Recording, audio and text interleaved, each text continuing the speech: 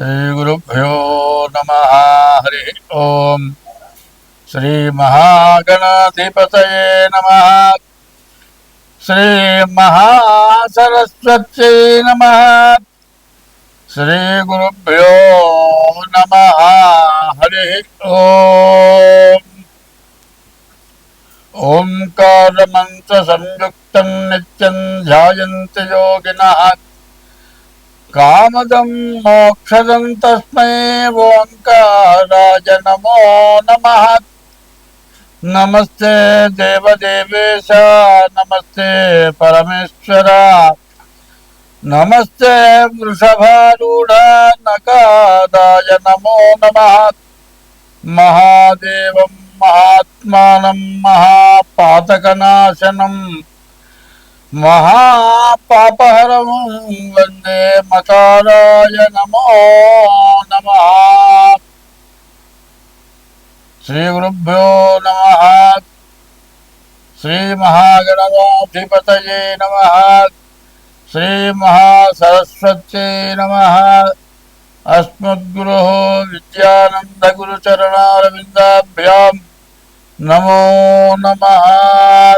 శ్రీరాములు మా దైవము, శ్రీరాములు మాకు తండ్రి, సీతయు తల్లిన్ శ్రీరాముని నీ కొలిచెదా, శ్రీరాములు మాకు ఇచ్చు సిరి సంపదలు. మే నెలలోనే రాహుకేతువులు మారారు.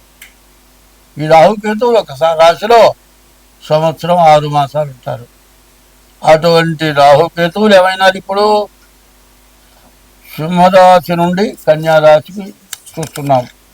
ఈ కన్యారాశిలో రాహు 6 పడ్డాడు కన్యారాశికి, కేతువేమో 12 పడ్డాడు. మరి కేతువుతో కూడా కుజుడు కూడా కలిస్తున్నాడు. మరి ఈ కన్యారాశి పరిస్థితి ఏమిటి? రాహు బాగున్నాడు, డబ్బులు బాగా ఉంటాయి, డబ్బులు చేతి నిండా ఉంటాయి. మరి కుజకేతువులు 12 ద్వాదశాంత్యో వ్యయో నిప. 12 ఉన్నటువంటి గ్రహాల వల్ల అధికమైన ఖర్చు సమస్యలు ఉంటాయి. బాగా ఖర్చు ఎక్కువైంది, ఎంతో ఖర్చు ఎక్కువైపోయింది.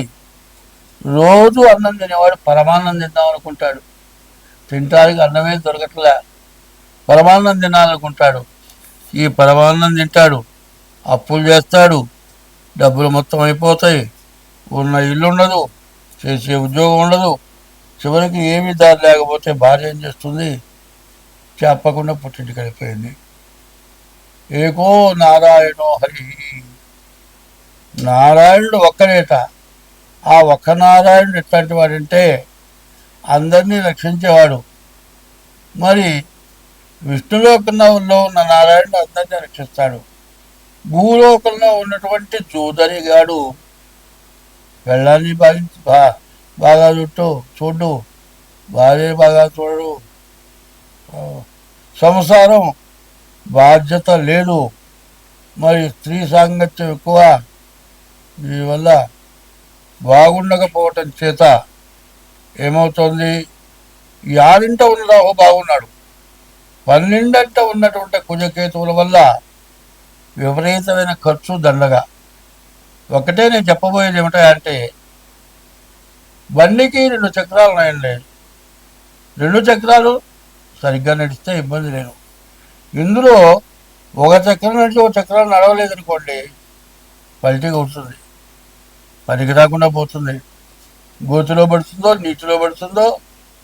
మరి ఈ బండిలో కూర్చున్న వాళ్ళు అసలు కబ్రస్థాన్ చేస్తారో తెలియదు.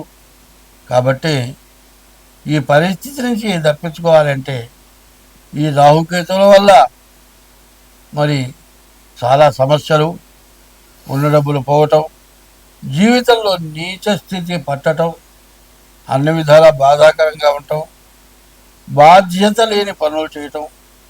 పెళ్లి చేసుకున్న తర్వాత పిల్లలు లేనంతకాలం పిల్లలు లేరని తల్లుకున్నారు. పిల్లలు పుట్టిన తర్వాత పుట్టడానికి బుద్ధులు పుట్టినాయి. ఈమెకంటే అందగత్త దొరికింది, దాంతో పోయినాడు. ఈ పెళ్ళాన్ని వదిలిపెట్టాడు. పెళ్ళానికి అన్నం పెట్టే దిక్కు లేని కదా, పిల్లలకి తిండి లేదు, పిల్లలకి చదువు లేదు. చివరికి ఈమె పిల్లల్ని తీసుకొని పుట్టింటికి వెళ్ళిపోయింది.